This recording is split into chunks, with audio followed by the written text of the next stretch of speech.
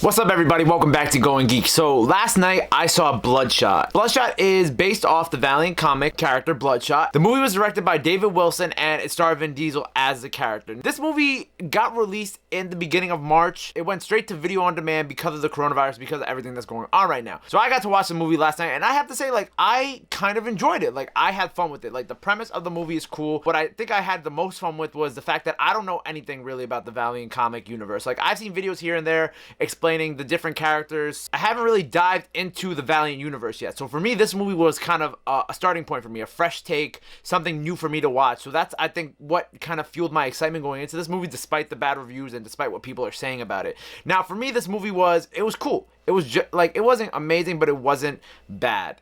You know, Vin Diesel did a great job in this movie, I personally think. People were giving him a lot of flack for the role. You know, they thought that they could have cast somebody better. I know Tommy from Power Rangers played Bloodshot in the Ninjas versus the Valiant Universe miniseries / movie that Valiant Comics did. And when many people wanted Jason David Frank to be Bloodshot, we got Vin Diesel. So we have to work with what we got here, and I think that Vin Diesel did a good job for all that, for what it's worth. And I'm about to hit some spoilers here, so if you haven't seen Bloodshot yet and you want to see it, turn off the video.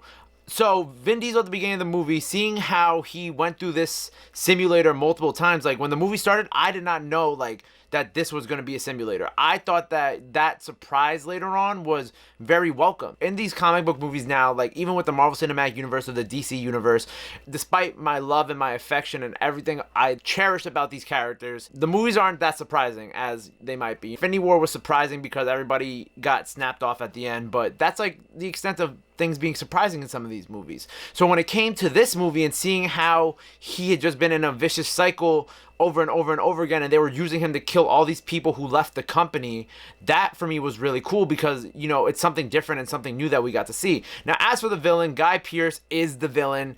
Aldrich Killian, if you remember him in Iron Man 3.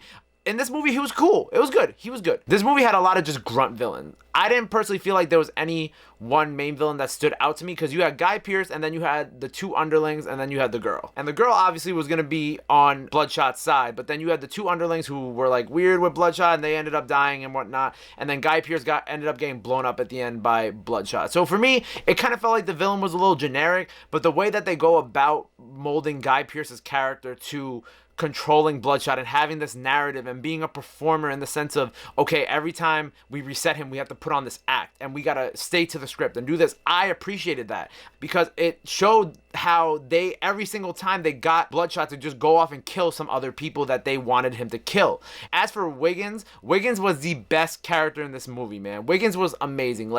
I really am mad that they waited till midway through the movie to introduce Wiggins because he brought a much lighter tone to the movie that I think it desperately needed. The movie was taking itself a little too seriously at points. I also love how they didn't show much of Bloodshot's history. You got the little glimpse of the simulation, and then he went to go visit the girl from the simulation. It turns out they had been broken up for 5 years or whatever the amount of time was, and then that's it. They really don't touch much on his history besides that. And I like that because it leaves it open. It leads it to growth. It leads it to Bloodshot sequels could go anywhere. I think one of the saddest things about this movie, though, is that this movie was supposed to kick off a Valiant universe. Originally, this movie was supposed to come out in 2017 with different directors, and the first movie in the Valiant movie cinematic universe was supposed to be a Harbinger movie, which is another Valiant character. And in that movie, they would go forward down the line, and eventually Bloodshot and Harbinger movies would connect, and they would do Harbinger Wars, which is, as far as my understanding, a Valiant kind of Infinity War or Civil War type of situation, team-up movie where, you know, things happen and then everybody's friends at the end. This movie might start a cinematic universe. There weren't any teases to the movie starting a cinematic universe. They said that maybe down the line it could work, and we know that Sony is willing to partner with other companies because we've seen Sony partner with Marvel for Spider-Man, obviously.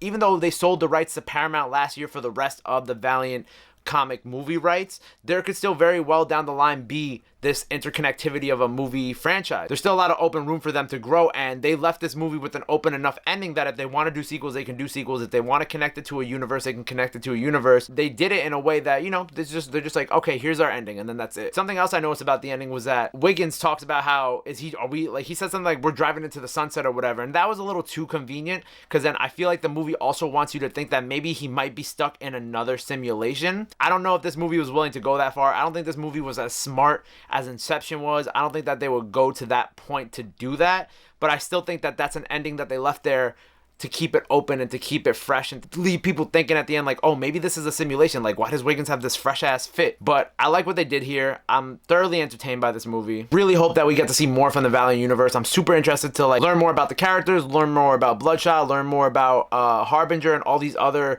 great characters that I've heard so many amazing things about. So hopefully Paramount and Sony will work together, create a cinematic universe. We'll get more from Bloodshot, we'll get more from Paramount, and we'll just be happy. We'll have another cool comic book cinematic universe to look forward to every year. If you guys have seen Bloodshot, I want to hear your reviews. Tell me what you guys think. Leave a comment in the comment section below. Follow at GoingGeek_ on Instagram. Hit that like, subscribe, ring the notification bell so you can see when all of our videos pop up. Tune into our IG lives, and see you next time on Going Geek.